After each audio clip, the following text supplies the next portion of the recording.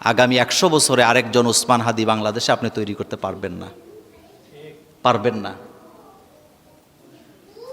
সাহসী, মেধাবী প্রতিদিন জন্মায় না। ওসমান হাদিরা প্রতিদিন জন্মগ্রহণ করে না, তারা শতাব্দীতে একটা দুইটা করে এই উজ্জ্বল প্রদীপ সমাজে রাষ্ট্রে জ্বলে উঠে। আর তাদেরকে নিভিয়ে দেওয়ার জন্য বাতেলেরা, দালালেরা চিরকাল অস্ত্র নিয়ে দাঁড়ায় থাকে। কি ক্ষতি করছে? নিজের দেশটাকে ভালোবাসছে, এর বাইরে আর কিছু করছে নাকি? চাঁদাবাজি করছে, টেন্ডারবাজি করছে, কাউকে গালি দিছে, কারোরে মারছে? সরাই দিছে।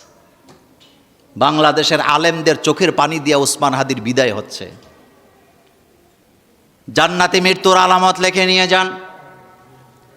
আল্লাহর নবী বলেছেন, যারা জুমার দিনে মারা যায় তারা জান্নাতি, যারা রমজানে মারা যায় তারা জান্নাতি, যারা পেটের ব্যথায় মারা যায় তারা জান্নাতি, যারা মাটি চাপা পড়ে মারা যায় তারা শহীদ, তারা জান্নাতি, যারা দিন কায়েমের জন্য মারা যায় তারা জান্নাতি, যারা নিজের সম্পদ রক্ষা করার জন্য মারা যায় তারা জান্নাতি। যেই মহিলা, যেই নারী প্রসব বেদনায়, পেটের বেদনায়, প্রসব বেদনায় মারা যায়, ওই নারীও জান্নাতি। ওসমান হাদির মৃত্যুর দিকে তাকায় দেখেন, গুলিটা করছে জুমার দিনে, আল্লাহ বাঁচায় রাখছে টানা 7 দিন। কয় দিন? ইচ্ছা করলে তো আল্লাহ বাকি যে কোনো দিনই নিয়ে যেতে পারতেন, কিন্তু আল্লাহ এমনভাবে বাঁচায় রাখছে, আল্লাহ বাঁচায় রাখা জনগণকে দেখায় দিছে, আমি আমার প্রিয় হাদিকে জুমার দিনে নিয়ে গেলাম। আপনার আমার এরম মৃত্যু হবে না। আমি মোল্লা নাজিম মারা গেলে হয়তো জুমুরে একটা জানাজা হবে, আমার গ্রামের বাড়িতে একটা জানাজা হবে, যদি হয় আর কি। কথা কি ঠিক? কিন্তু সারা দুনিয়া লারা পড়বে নাকি? ফেসবুকে আসবে, দেখবেন, লিখবে মোল্লা নাজিম মারা গেছে, ইন্নালিল্লাহ। কিন্তু যেই জাগ্রত চেতনা, সে তার নিজের বক্তৃতায় বলে গেছে, আমি না হয় 50 বছর বাঁচলাম, কিন্তু উম্মার জন্য কোনো কাজ করে যেতে পারলাম না, এই বাঁচার আমার দরকার নাই।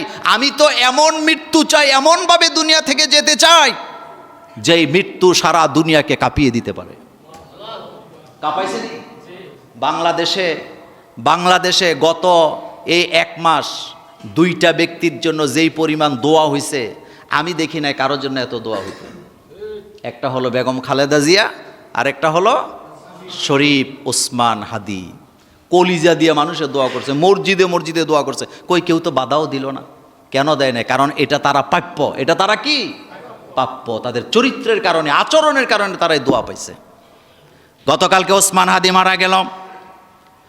বাংলাদেশে আলেমদের মধ্যে মত পার্থক্য আছে, দল আছে আলাদা আলাদা, কিন্তু আপনি পত্রিকা পড়ে দেখেন, আপনি খুঁজে দেখেন, আমার কলিজার ভাইয়েরা, ওসমান হাদির ব্যাপারে আলেমরা সবাই কয় দল? জোরে কন না। মিজানুর রহমান আজহারিও দোয়া করে স্ট্যাটাস দিছে, মারা গেছে, কষ্ট পাইছে। শায়েখ আহমদুল্লাহ স্ট্যাটাস দিয়েছেন, কষ্ট পাইছে, দোয়া করছে, মারা গেছে।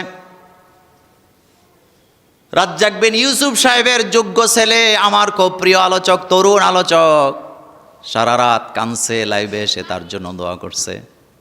বাংলাদেশের এমন কোনো গণ নাই শোকাত হয় নাই। গতকালকে আমাকে একজন মেসেজ দিয়ে বলতেছে, আল্লাহর কসম করে বলে আমার কাছে মনে হয় যেন আমি নিজে যদি মরে যেতাম, ও যদি বেঁচে থাকতো, আমি বেশি শান্তি পাইতাম। এমন জীবন তুমি করিও গঠন, মরিতে হাসিবে তুমি, কাঁদিবে ভবন। আল্লামা সাইদি সাহেবের একটা উক্তি আমার এখনো মনে পড়ে। তিনি কি চমৎকার করে বলেছিলেন, শিয়ালের মতো 100 বছর বাঁচতে চাই না, কিন্তু সিংহের মতো 1 ঘন্টা বাঁচতে চাই। ঠিক কি না? আমাদের প্রতিবাদ চলবে, এই কণ্ঠ আছে যতক্ষণ, প্রতিবাদ চলবে ততক্ষণ। কণ্ঠ যদি স্তব্ধ হয়ে যায়, প্রতিবাদ হবে না। কিন্তু প্রতিবাদ হবে না তার অর্থ প্রতিবাদ বন্ধ হবে না। 1000টা প্রতিবাদী কণ্ঠ আল্লাহ বের করে দিবে, আপনি টেরও পাবেন না।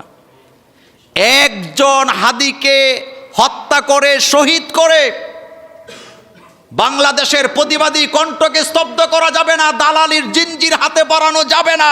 কারণ খবর নিয়ে দেখো, বাংলাদেশের গড়ে গড়ে হাদি তৈরি হয়ে গেছে। দালালি আর কতদিন? আমি দালালি করব কেন? আমি অন্যের ঘরে বাতি জ্বালাই, নিজের ঘর অন্ধকার। আমি আমার ঘরে বাতি জ্বালাতে চাই। আমার শিক্ষা, আমার সম্পদ, আমার কৃষ্টি, আমার কালচার, আমার বাংলাদেশ চলবে। কারো কথায় আমার বাংলাদেশ চলবে না। তোমরা গুলি করতে করতে তোমাদের গুলির বুলেটগুলো শেষ হয়ে যাবে, কিন্তু আমাদের প্রতিবাদী যুবকের সংখ্যা শেষ হবে না।